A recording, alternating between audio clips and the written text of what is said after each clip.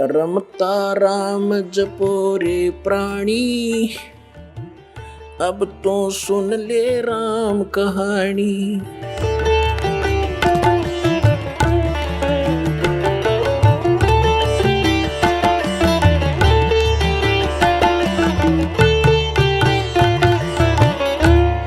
अब माँ के गर्भ में बच्चे को अपना भविष्य का और पूर्व जन्म की सारी याद रहती है कि पिछले जन्म में मैंने क्या क्या गलतियां की, इतने मनुष्य जीवन मुझे मिले, मैंने कैसे बर्बाद कर दिए, संत पूरा मिला नहीं, साधना ठीक बनी नहीं, अटपट करके सिद्धियां प्राप्त करके अपना जीवन नाश किया, फिर 84 लाख योनियां भोगी मैंने। वो सारी इतिहास देखता रहता, पिछली बैकग्राउंड ट्रेलर चलता रहता है इसके आगे। अगला जीवन भी उसको दिखाई देता है कि इसमें मेरे साथ क्या बनेगी। तो ये सोचता है कि हे भगवान, अब के इस नरक से निकाल दाता, पीछे गलती हुई सो हुई, अब के गलती नहीं करूँगा, परम संत को खोजूंगा, केवल भक्ति करूँगा, आपकी याद करूँगा, पीछा छुटवाऊँगा, जन्म मरण का रोग कटवाऊँगा और केवल अपना निर्वाह के लिए अपना सिंपल वे से रहूँगा और निर्वाह के लिए काम भी करूँगा, लेकिन भक्ति अवश्य करूँगा, मूल उद्देश्य जानकर करूँगा, मुझे एक बार निकाल दो बात आता। तो इसी बात को याद करके सुखदेव ऋषि जी ने 12 वर्ष तक गर्भ से बाहर नहीं आए।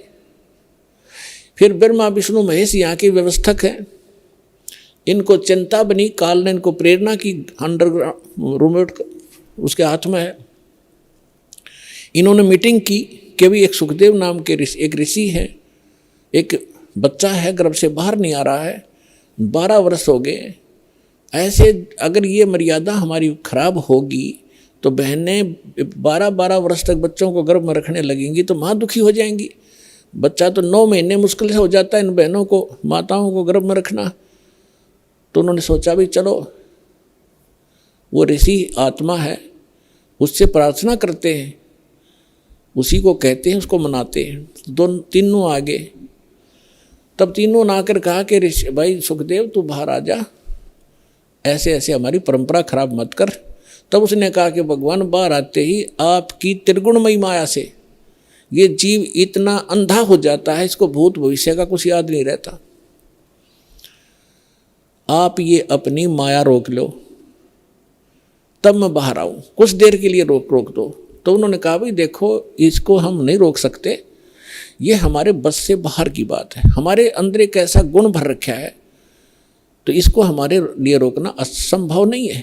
तो सुखदेव बोला मैं तो बाहर आऊँ नहीं, चाहे 20 वर्ष रहना पड़ो, 100 वर्ष रहना पड़ो। तब उन्होंने लास्ट में ये फैसला किया भी हम ज़्यादा देर नहीं रख सकते, हमारा शरीर फट जाएगा, हम केवल इतनी देर रख सकते। ये देख ले कितना क्षण है। सुखदेव जी ने कहा कि आप इतना ही रख लो, देर रोक दो इसको। तो जब वो बाहर आते हैं तुरंत उनकी तीनों गुणों का जो इफेक्ट है हमारे ऊपर एकदम असर करता है।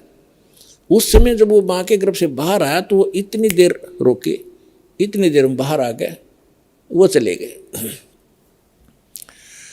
अपने आत्माओं उसको इस दुख के डरते हैं, गर्भ में माया त्यागी कि मैं इस संसार के चक्कर में नहीं पड़ूंगा, अपना मोक्ष कराऊंगा। मोक्ष बालकों का खेल है।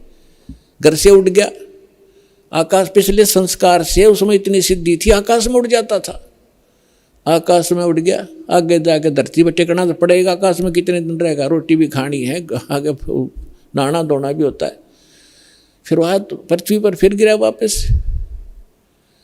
कहने का भाव ये है कि फिर इस पिछले पूर्व जन्म के भक्ति शक्ति से कुछ सिद्धियाँ आ जाती हैं और उन सिद्धियों से हम ये मान बैठते हैं कि ये बड़ा महापुरुष है। सिद्धि तो इस प्राणी का सबसे बड़ा दुश्मन है।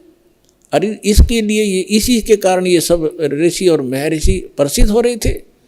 आप सुन रहे थे जगत गुरु तत्वदर्शी संत रामपाल जी महाराज जी के मंगल प्रवचन। अधिक जानकारी के लिए विजिट कीजिए हमारी वेबसाइट www.jagatgururampalji.org। संत रामपाल जी महाराज जी के शुभ आशीर्वाद से पूरे विश्व भर में 500 से भी ज्यादा नाम दीक्षा केंद्र हैं, जिन पर संत रामपाल जी महाराज जी द्वारा ऑनलाइन निशुल्क नाम दीक्षा दी जा रही है। अपने नजदीकी नाम दीक्षा केंद्र का पता करने के लिए संपर्क करें 8222 880541।